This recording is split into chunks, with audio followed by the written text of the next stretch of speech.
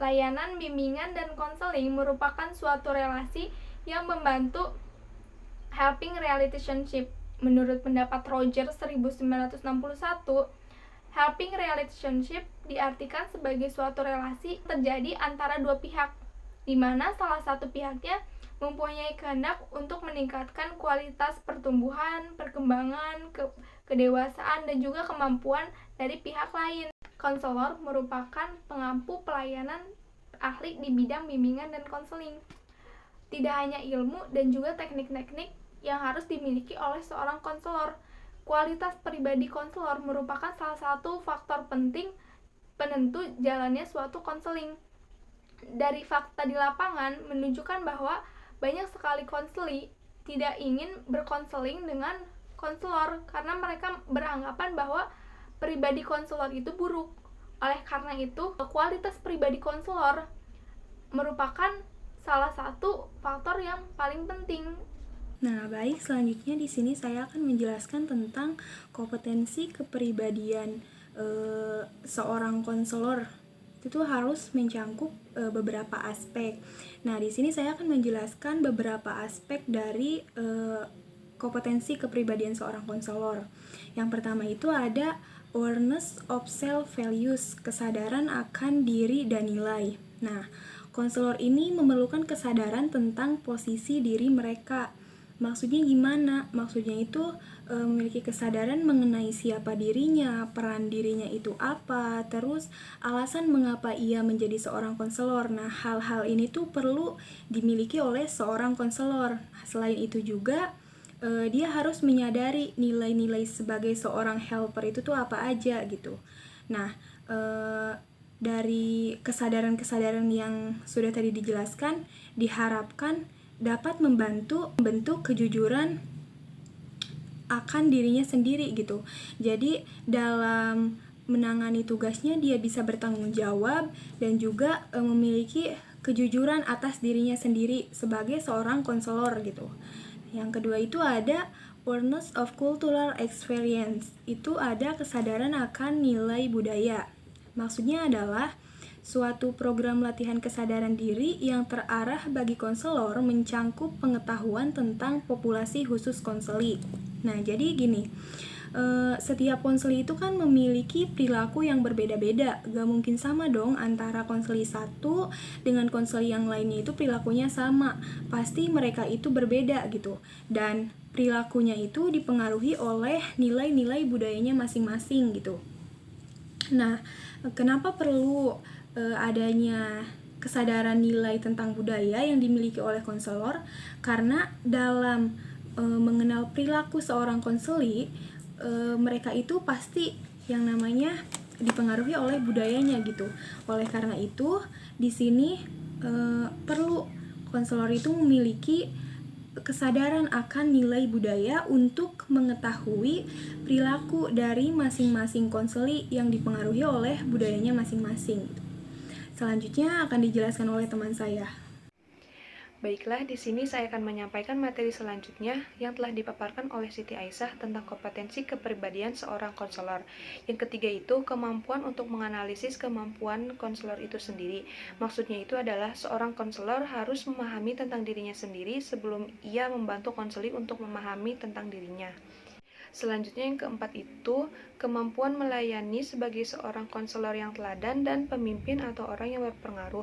Maksudnya itu adalah seorang konselor dalam kehidupan sehari-harinya diharapkan mampu menjadi model yang baik dan bijak bagi orang lain, terutama bagi konselinya. Yang kelima, altruisme. Altruisme adalah pribadi ditandai dengan kesediaan berkorban untuk kepentingan kebahagiaan. Yang ketujuh itu ada tanggung jawab atau responsibility. Jadi, seorang konselor harus bertanggung jawab dalam membantu menyelesaikan permasalahan yang dihadapi oleh konselinya. Apabila ia tidak mampu, ia juga harus bertanggung jawab untuk melakukan referral, maksudnya itu untuk melakukan rujukan kepada yang lebih mampu untuk mengatasi permasalahan yang dialami oleh konselinya itu. Yang keenam ini ada penghayatan etik yang kuat. Jadi, seorang konselor harus mempunyai kode etik yang dijunjung dalam kaitannya dengan rasa aman konseli akan kredibilitas konselor. Sedangkan menurut Kavanagh 1982 mengemukakan bahwa pribadi guru bimbingan dan konseling ditandai dengan beberapa karakteristik. Yang pertama adalah pemahaman diri. Seorang guru bimbingan dan konseling harus mampu memahami dirinya dengan baik, mengetahui apa yang harus dia lakukan, mengapa dia melakukan itu, dan masalah apa yang harus diselesaikan. Yang kedua adalah kompeten. Yang dimaksud kompeten di sini adalah seorang guru bimbingan dan konseling harus memiliki kualifikasi fisik, intelektual, emosi, sosial, dan moral yang baik. Yang ketiga adalah kesehatan psikologi yang lebih baik. Seorang guru bimbingan dan konseling ataupun konselor harus memiliki kesehatan psikologi yang lebih baik dari kliennya. Itu karena itu dapat menunjang kegiatan konseling. Yang keempat adalah dapat dipercaya. Ini berarti seorang konselor tidak menjadi ancaman dari konseli atau kliennya. Yang kelima adalah jujur. Konselor itu harus bersikap transparan dan terbuka terhadap konselinya. Yang keenam adalah kekuatan. Seorang konselor harus kuat dan tabah dalam menghadapi suatu masalah untuk mendorong kliennya keluar dari masalah tersebut. Yang ketujuh adalah bersikap hangat. Yang berarti bersikap hangat di sini adalah seorang konselor harus ramah, penuh perhatian, dan penuh kasih sayang kepada konselinya. Yang kedelapan adalah pendengar yang baik. Seorang guru bimbingan dan konseling atau konselor harus mampu dalam berbicara atau melakukan konseling kepada konseli, harus mampu membuat situasi menjadi dinamis, juga tidak pasif. Menjadi pendengar yang baik adalah dengan merespon secara positif. Assalamualaikum warahmatullahi wabarakatuh. Jadi saya akan melanjutkan materi yang sebelumnya.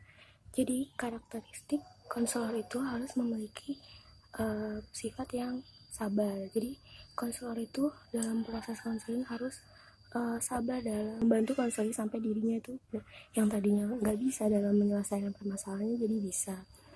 Terus berikutnya, konselor itu harus memiliki karakteristik kepekaan. Ini berarti bahwa konselor itu harus menyadari jadi setiap individu itu berbeda-beda gitu.